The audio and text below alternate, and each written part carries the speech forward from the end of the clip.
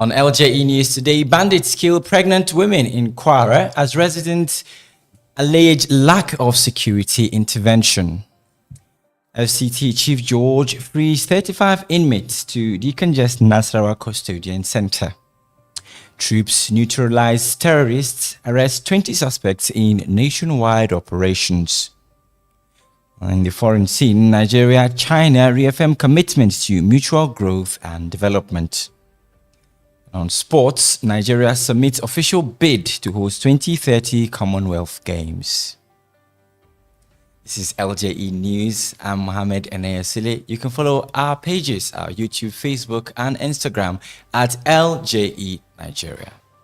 Now the news in detail.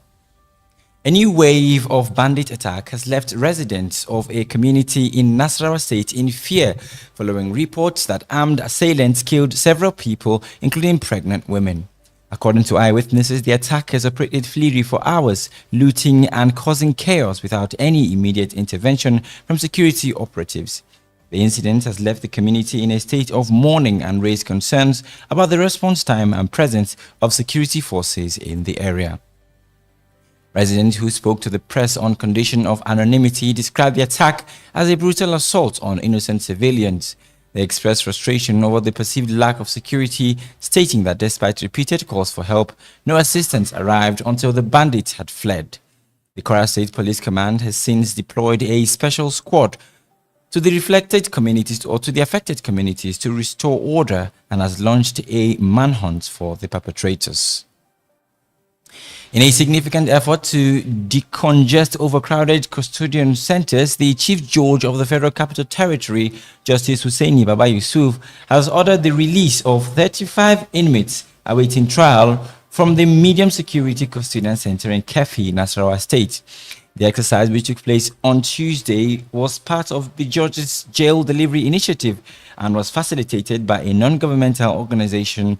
Of the 35 inmates freed, 33 were male and 2 were female. Speaking after the exercise, Justice Baba Yusuf stated that the initiative is aimed at ensuring that individuals are not held unnecessarily in custody. He explained that many of the released inmates had been awaiting trial for prolonged periods or were detained for minor offenses. The Chief Judge reassured the public that the exercise would be a routine one as part of his commitment to upholding citizens' fundamental human rights and ensuring the swift dispensation of justice. The Nigerian Army has announced that its troops have intensified operations across the country, resulting in the elimination of scores of terrorists and the arrest of 20 suspects over the last 24 hours. A statement from the Army High Command confirmed that soldiers conducted coordinated land and air assaults in several theaters of operation, including the northeast and northwest, successfully dislodging criminal enclaves and recovering a cache of weapons. The operations also led to the rescue of several kidnapped victims who have been reunited with their families.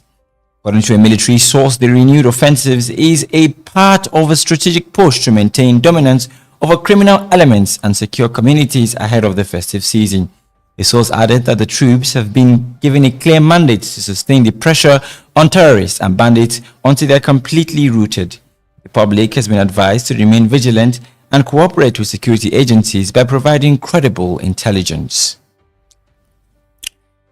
The All Progressives Congress APC in Rivers State has called on the federal government to take a firm stance against activist Omoyele Sowore following what is described as a series of attacks on President Bola Tinubu and FCT Minister Nyesom Wike. In a statement released in Port Harcourt, the Rivers State APC chairman Tony Okocha asserted that while criticism is a part of democracy, the deliberate dissemination of falsehood and propaganda under the guise of activism is unacceptable and constitutes a threat to national security. Okocha said Showore's consistent verbal assaults and publication on his platform, which he referred to as malicious, are aimed at inciting public unrest and sowing discord. He urged Nigerians to reject such actions, which he claimed were an attempt to undermine public trust in government.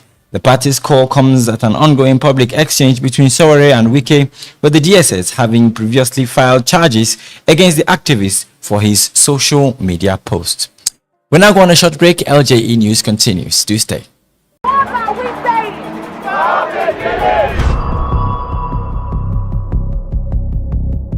land we call home, the source of our life, our food, and our future.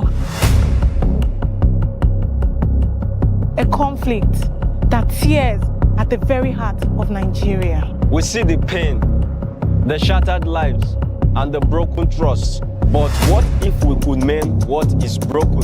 LJE Nigeria invites government officials, traditional and religious leaders, farmers and herdsmen representatives, security agencies, civil society organizations, international development partners, and the general public to a 2-day national conference themed Securing Nigeria's Future, addressing the root cause of herdsmen-farmers conflict through justice and inclusive dialogue. Date 30th September to 1st October 2025. Venue Shehu Musa Yaradua Center, Abuja, Nigeria. Join us as we address the root causes of this conflict through inclusive dialogue. We will not just talk, We will listen. we will not just debate. We will seek to understand. Together, we will find solutions. Welcome back from that short break. As China marked the 78th anniversary of the founding of the People's Republic of China, PRC, both China and Nigeria have reaffirmed their commitment to deepening their diplomatic ties, which now span 56 years.